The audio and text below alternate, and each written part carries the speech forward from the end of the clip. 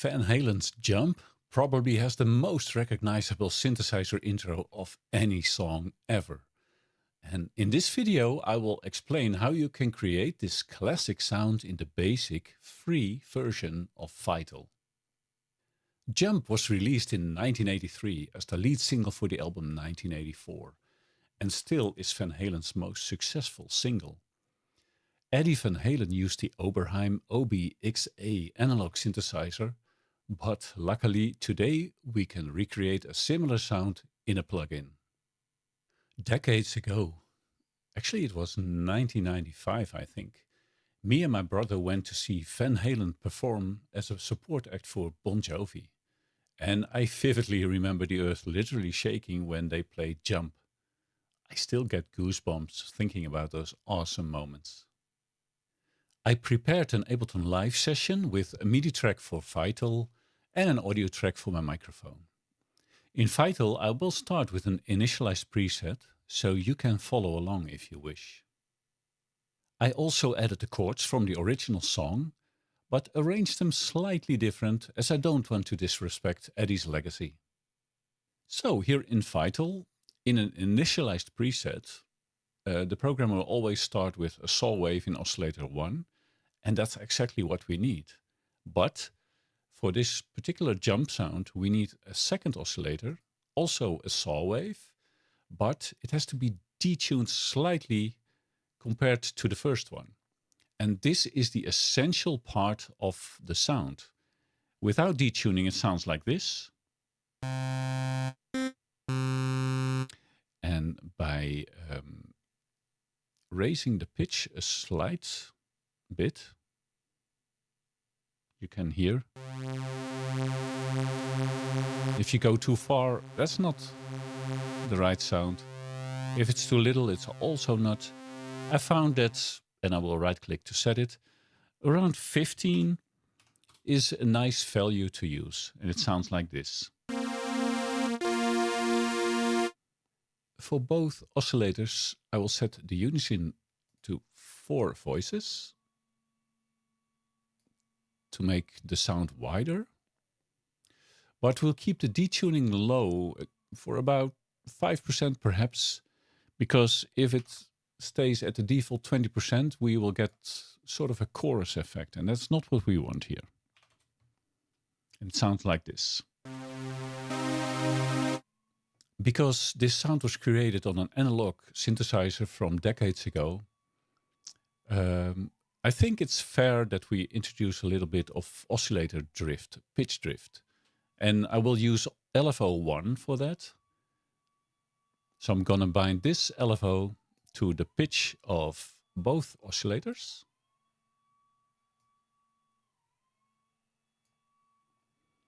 Make it a sine wave. And set the frequency in seconds. And I think 1 second should be fine.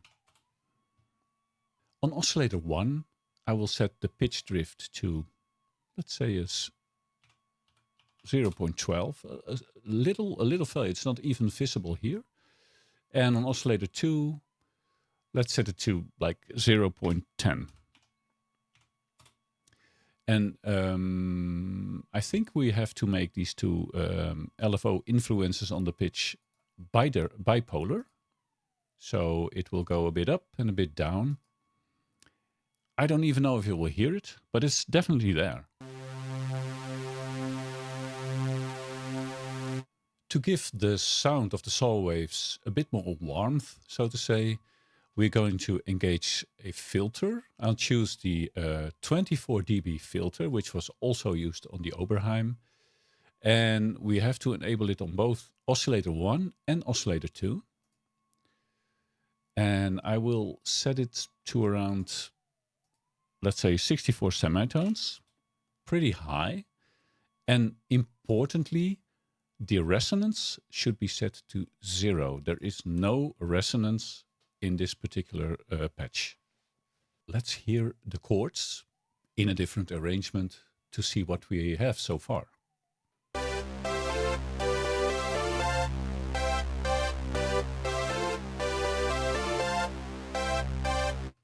For the amplitude envelope, which is by default set to envelope 1 in Vital, we will arrange that we get a very short attack on the sound. I choose 0.010-ish, so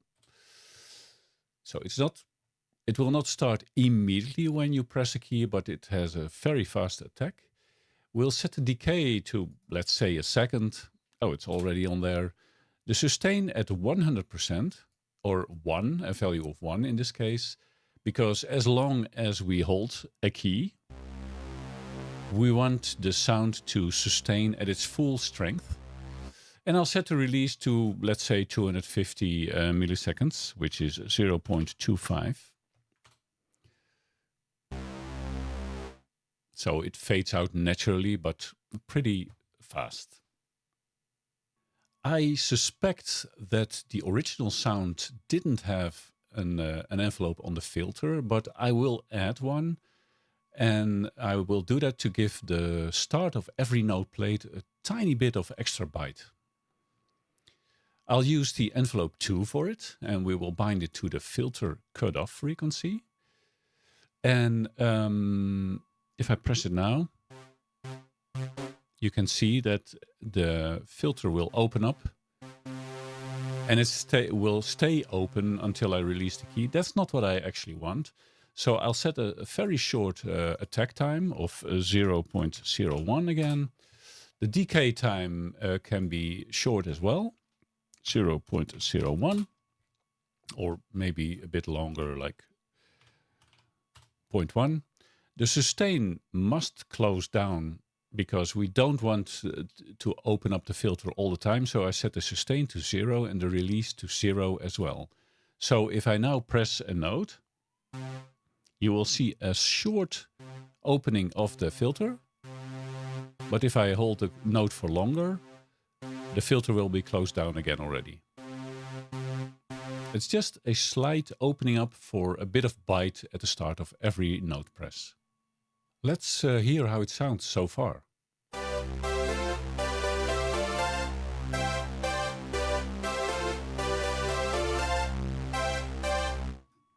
I will set the output level of Vital a bit lower. It was already set to -6 dB. I will set it to -10 or something because I see it almost digitally clipping, which is never a good idea. It's already time to go to the effects page, where I will add some reverb, but only a bit. It should be like a short reverb to give us a bit of room ambience. But if you want to make it bigger than that, by all means go for it. So I set the size to, let's say, 40. And it can be short. The time can be like half a second. And the rest, I can live with the defaults. I think this sounds better already.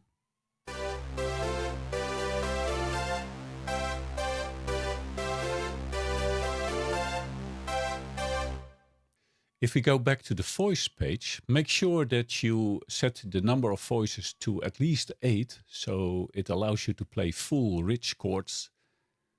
And the rest is just what a default initialized patch is inside of Vital. Easy, right? Don't forget to save the preset, guys.